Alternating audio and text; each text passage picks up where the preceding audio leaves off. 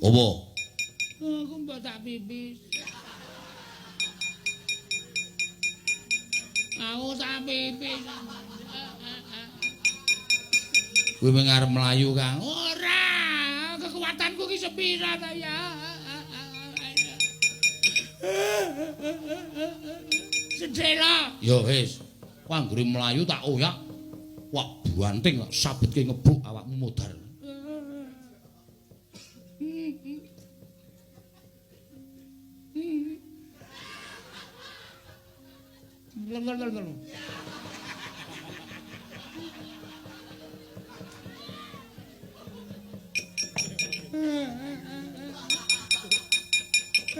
Tenan ta. Sing tak nggo ngelap kleru godhong gatel. Teng celeki Antasena. Iki mesti mliset. Gatel ra. Ben, gatel ya Ben. Gendong, Kang. Aku tak munggah dhewe.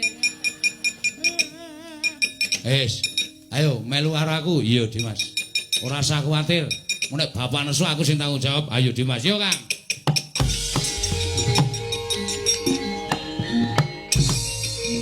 Sakti nira ing jaran wang-wang semunggar cita. Wah, Gatot. Inggih Rama Kyai. Tak dawuhi jumujuk ning Tanjung Anom. Malah ngendhek lakune wong tuwa Rama Kyai. Mugi antatosna ing kawuningan mumpung dereng kelampah lan dereng kelajeng kula aturi nyandhet semanten anggen paduka badhe midana dhateng pun Yai Abimanyu. Wah, Abimanyu luput aja mbok ayomi, mboten perkawis kula ngayomi dhateng kadang kula ing Tanjung Anom. Namung mugi antatosna ing kawuningan bilih Yai Abimanyu mboten lepat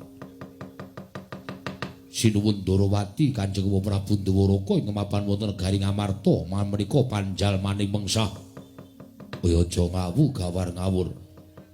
Cetha yen to kuwi Kresna kakangku sanes Kanjeng Rama kula ingkang nekseni piyambak.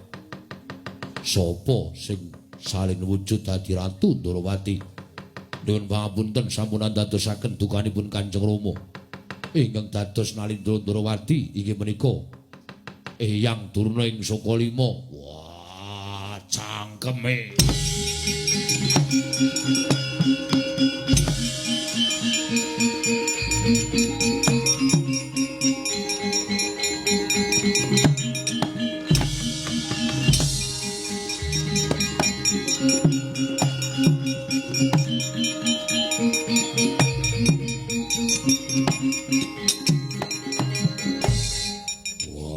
Iki meneh adine arep melu-melu sik, Sareh.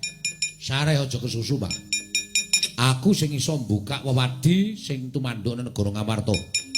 Aku Cubriya.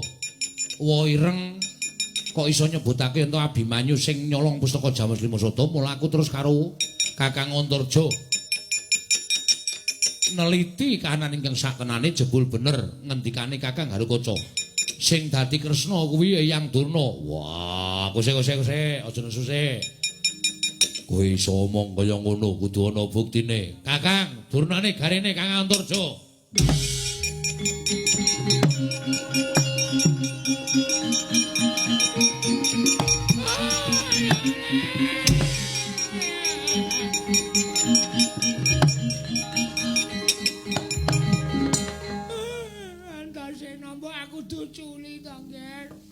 Aku tak bali nang Sokalima, aku tak mulih nang Sokalima.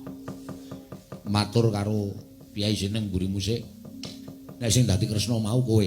Sapa? Noleh yo. Noleh kok digledhek ndase. Warga Utara.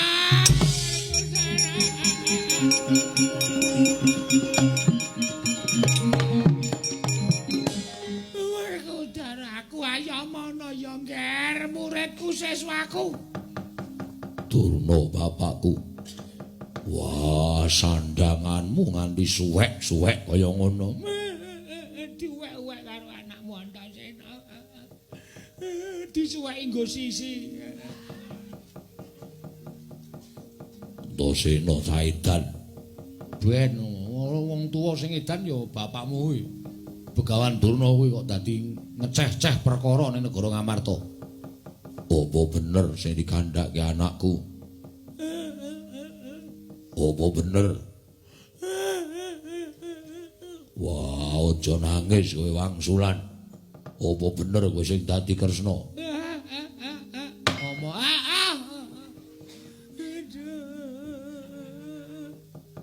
pancen bener aku sing dadi Ratu Ndarawati Werkudara. Aku sing ngakon kowe mateni Abimanyu.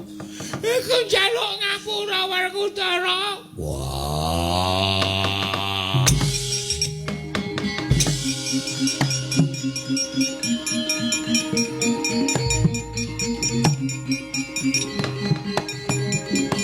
Oh, kae wong ki nek isin terus ngono kae.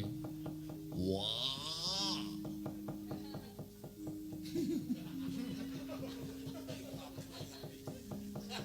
Piye Kang iki dikapakke apik Kang? Aku manut karo Dimas. Pokoke nek urung rampung perkarane aja diculke Begawan Durna. Lho, iki Werkudara wis rampung. Werkudara wis ora sida tekan Tanjung Anom. Lah bapakne Abimanyu.